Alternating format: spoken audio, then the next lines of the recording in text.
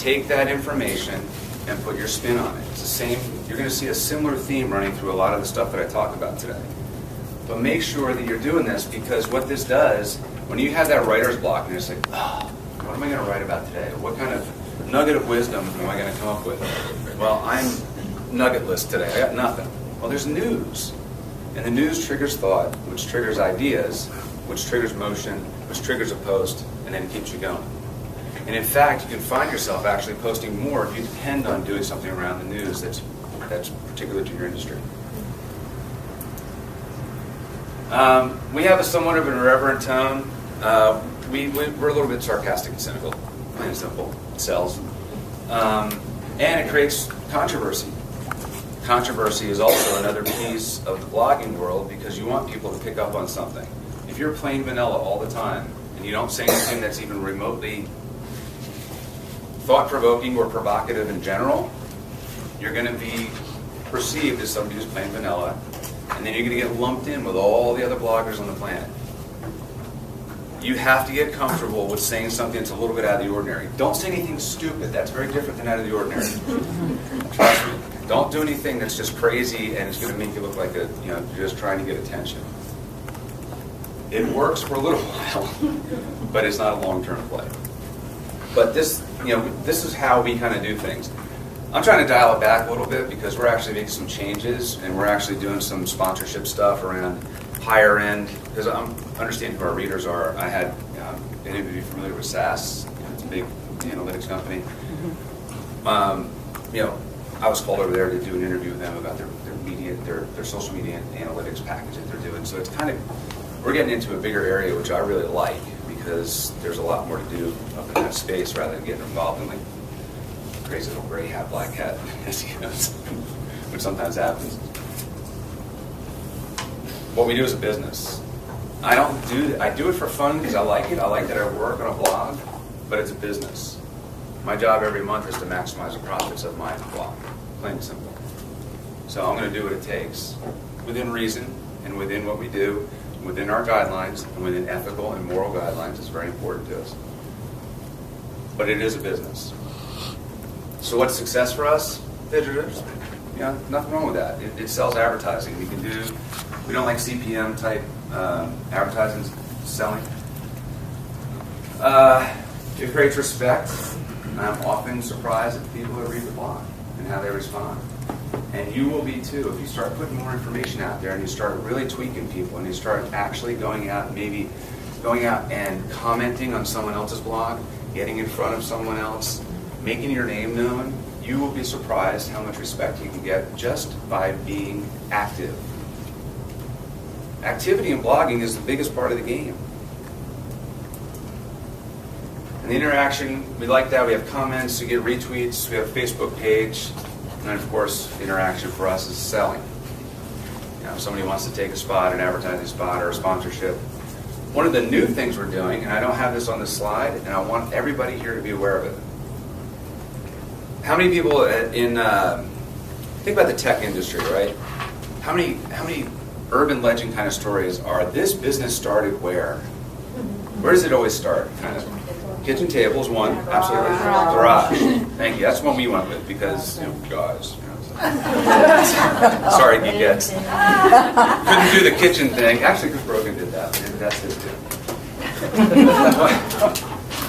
What we are doing is something called the Marketing Pilgrim Writer's Garage. I have people all the time who want to do guest posts, and they think that they're giving me some kind of great value because they came to me with an idea that 50 other people have already given me. Well, rather than saying no, we've set up a site at marketingpilgrim.tumblr.com, so it's a little Tumblr site. And you can go in there and you can post anything that you want that's Marketing Pilgrim type posts. And we're going to go in there every day. We're going to advertise the fact that these posts are going up, so it's another place where people are going to go and find out information, but from anybody, not just from us. And then we're going to pick and choose which ones we want to put on the main blog. So it's kind of fun, but it's also a way for us to generate content, but it's also a way for prospective bloggers who are trying to get in front of people that they normally wouldn't get in front of. We're going to give them a chance to go into the garage, roll up their sleeves, bang out a post within certain guidelines, and then go with it. How many people think that's okay? People like that idea? Please submit. Please bring your stuff to the table, all right? We want to hear from you guys. And you guys would be the pilot. This literally is just starting. I mean, this was an idea on Monday, and now it's a site today. So that's what things we're blogging as well. So what's next? We're going to experiment more, like I just said. We have marketing program channels that we're setting up.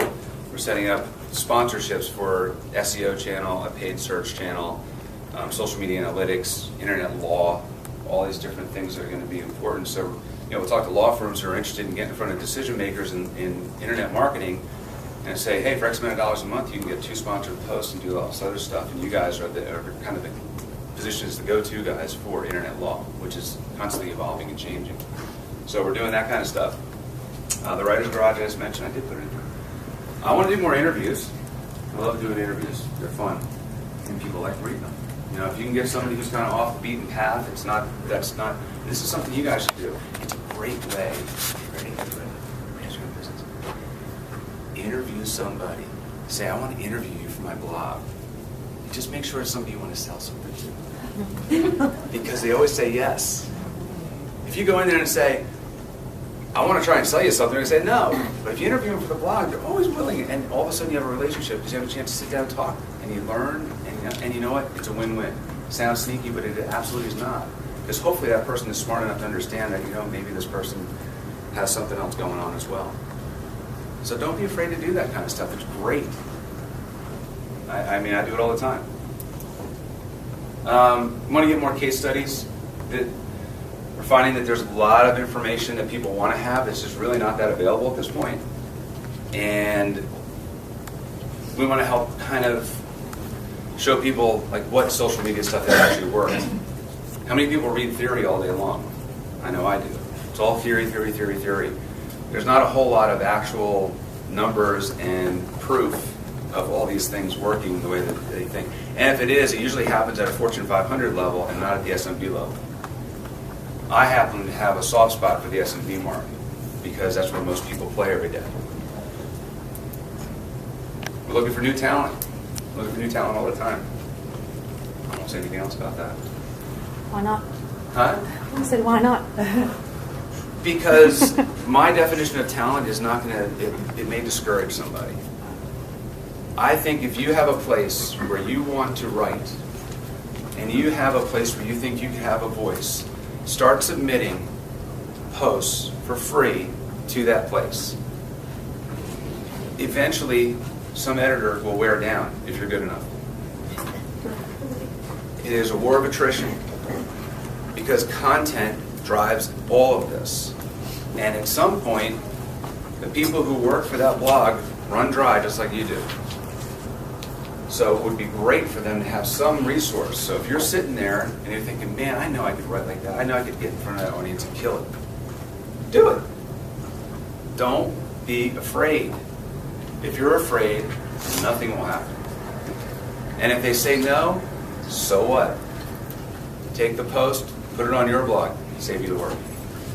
Anyway, this is my little blog. Now, we go from thousands of readers to my tens of readers.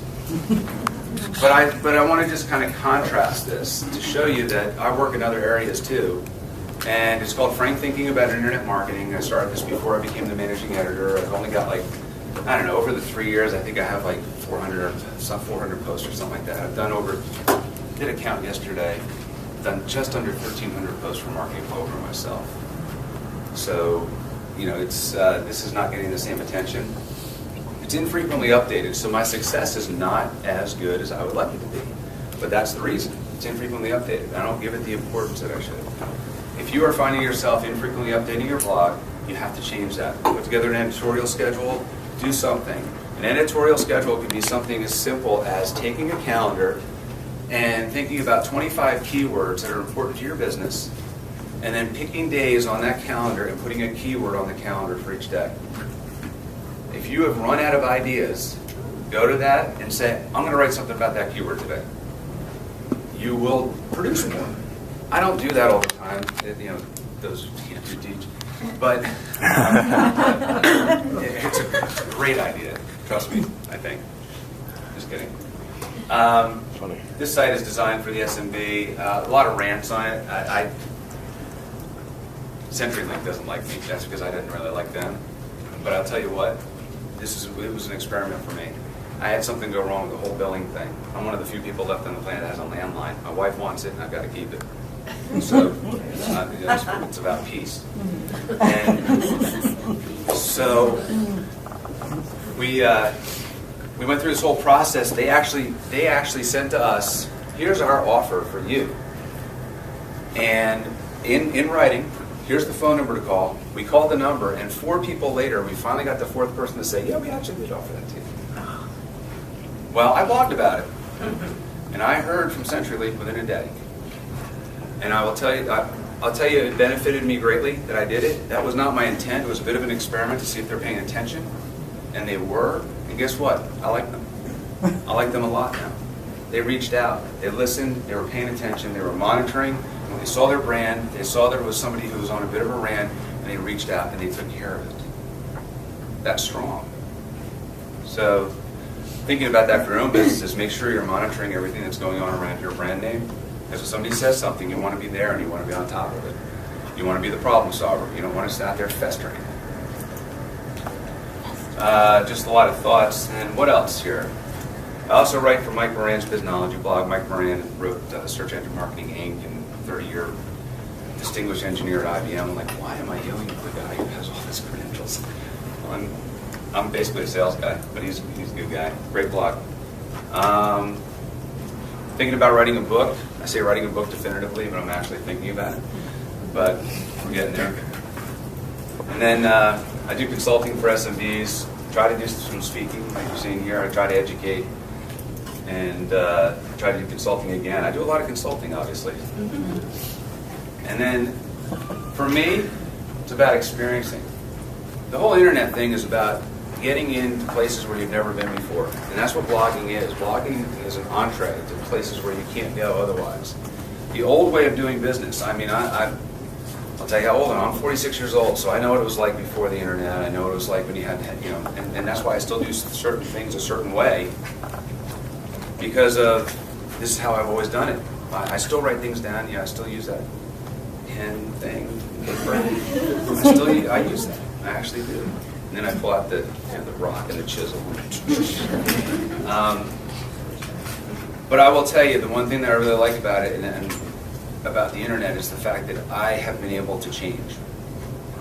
And change for the good. And I think blogging allows that. And this is something you need to think about. If you are kind of on the fence as to how much you're blogging, why you're blogging, and what you're blogging about, think about areas where you're stuck. A blog can unstuck you. Okay? A blog can break something loose. A blog can do something out of the ordinary. Because it's just not normal what we do. We always go out, we shake hands with people, we do all that good stuff. You guys are great local marketers. This Hampton Roads thing is really impressive. You guys seem to know everybody. I'm coming in here like, are we related here? What's going on? Yeah, well. Amazing. But We look like sisters. online, you can have a much bigger community, and I'm not going to sit here and say you make great friends over in New Zealand. You might, but remember, if you've never shaken their hand, or you've not seen them face to face, or be careful who you call your friend. But that's your call. So anyway, the experiencing piece I think is very, very important. So suggestions that I have for you: be consistent. Once you decide that you're going to do something, force yourself to stick to it, because depending on who you listen to, a habit is formed in how long? I don't know. 3 days? But that must be internet age. Internet days. It used to be 3 weeks. That's the latest thing I heard from the show. Really? It's 3 days. So You can form a new habit. That's the internet. Golly, that's funny. I've never done anything consistently for 3 days and let it and stuck. No. I'm going to research that. Maybe there's hope. Guest posts. This is the thing I was saying. This is great. If you are trying to break into somewhere, submit content.